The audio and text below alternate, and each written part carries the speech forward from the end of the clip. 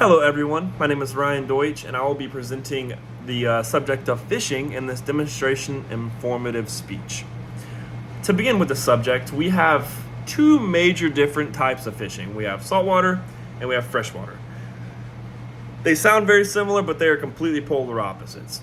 With saltwater, it's much more harsh than freshwater.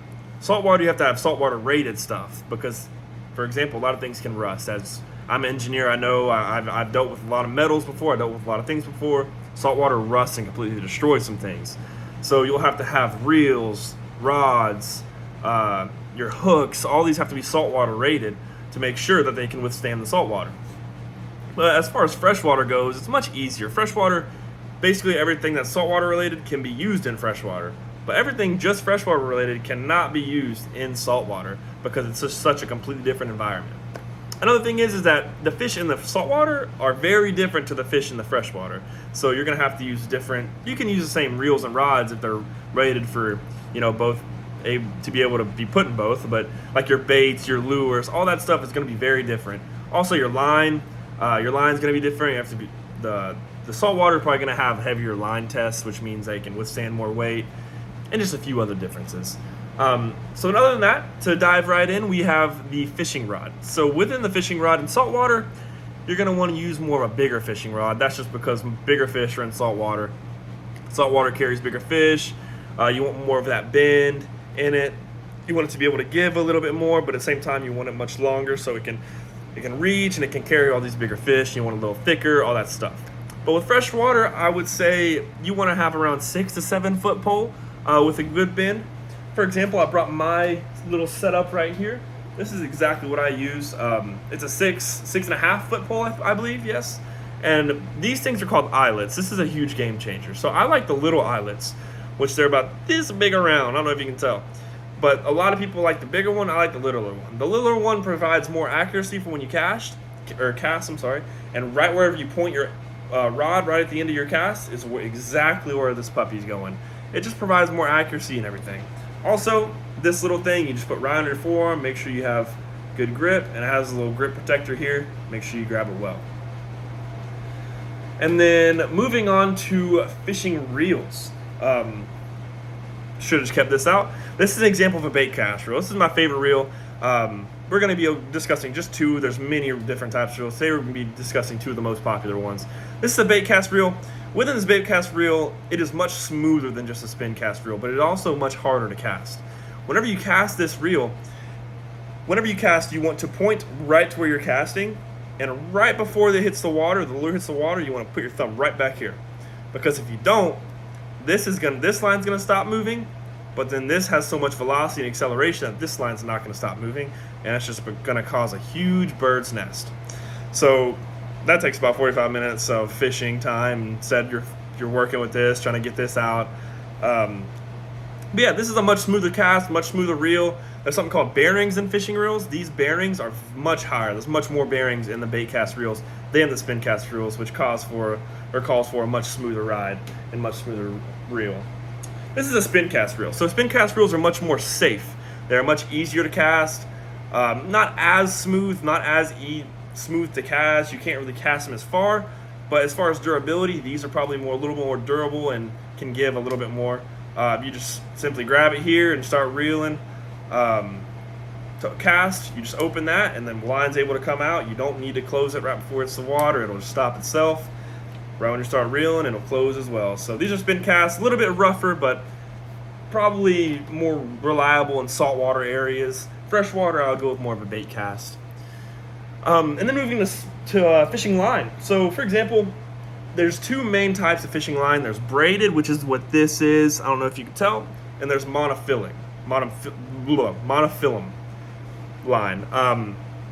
Mono is just one line that is tested for a certain amount. One thing about monofilament line that is different from braided line, or I'm sorry, I should explain braided line first. Braided line is 3 monofilament lines all woven together. So it's like braided hair, but for fishing line, and it makes it much stronger. The one main thing about monofilament line over braided line is that if you catch a tree or you catch a stump or something with monofilament line, you can break your line much easier and just redo your hook. But with this, it is extremely hard to break this line because it's all woven together, and these are rated for much higher. My personal preference, if I'm not catching on trees, if I'm not catching on stumps, and I'm in an open area, braided line is the way to go. But if you're in like a kind of a questionable area where you could catch some trees, catch some stumps, I would go monofilament. It's just less of a headache, kind of easier to work with, I would say, but also less durable, less strong, few other things. Moving on to tackle, this is an example of what my favorite bait is. This is a baby brush hog. I catch probably this exact bait. I've caught 20 bass with this. I love this bait in itself, but through my entire life, I've caught thousands and thousands and thousands of fish on this exact type of bait. So with this, you're going to have to put a little weight on the top, make sure it gets down to the bottom, because that's on a hot day, that's where the bass like to sit, right on the bottom. You just want to jig it, just pop it, and then right when it's on the way down from your pops, fish will come swoop it. But this is just an example of a freshwater bait, super simple. With a freshwater bait, you can also use a live bait, which in a PowerPoint, I have an example of the live bait. You're going to want to have a little minnow or a little shiner is what they call it, a baby fish. And say this is the head side, this is the tail side, you're just going to want to hook right under the dorsal fin, right under the top fin, so it has freedom to swim, and you're just going to drop it straight down. I've found it effective in states that you know where fish are, but I would definitely go with more of an artificial lure like this if you're kind of questioning where fish are. But if you know exactly to pinpoint and you can just drop your live bait right off the edge of the boat and you know where that is, that's where I would recommend that. But other than that, I'd go artificial lure. With saltwater, there is much different lures. Like, for example, I love deep sea water fishing. Every time we go to Florida, every year we go to Florida, I go saltwater fishing. In the saltwater fishing, you usually use dead fish, dead squid, dead octopus, all these things for bait, because it's kind of really weird wild animals you're fishing for. Like, for example, you reel up a shark if you want to, you reel up a stingray if you want to, you reel up all these big reds, these red bullfish, and all the entire fishing environment is completely different is what I'm trying to say. Like, you never know what you're going to reel up in saltwater. If I cast that in freshwater, I know 99% of the time I'm going to catch a bass. So that's why the baits vary so much with saltwater and freshwater, because freshwater, I know what I'm fishing for. Saltwater, I can try to know what I'm fishing for, but I don't know. And in general, I'm not going to throw that brush hog in saltwater because I'm not going to catch anything. I'm also not going to throw a huge dead fish in freshwater because I know I'm not going to catch anything. Each lure you use in saltwater and freshwater is super vital to its own area. Lastly is casting. I kind of mentioned this earlier, but casting, you just want to sit back and you want to lean back, and then it's just a full forward motion, straight forward.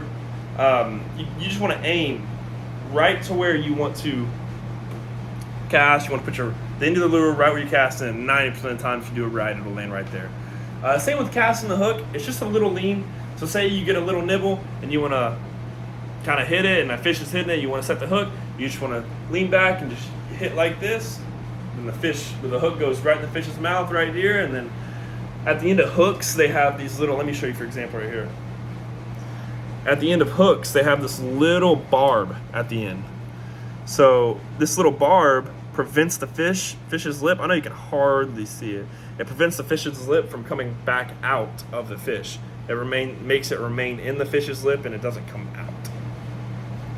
out. Lastly, I kind of want to discuss like the laws and everything, and the rules of fishing. So in Texas, I know you have to have a fishing license and everything. Also in some states, they make you pay for a different fishing license for saltwater, freshwater.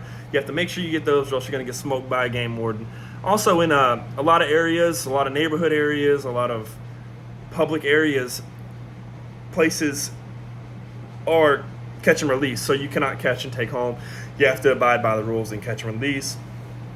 But although it is for the fun of fishing, I do love taking home a nice meal for my family. But, you know, if it's in the rules, it's in the rules. It's all for the fun of fishing. And to wrap it up, I really appreciate you listening to this, and hopefully you gain some knowledge of saltwater fishing as well as freshwater fishing and all the differences in between. Thank you very much.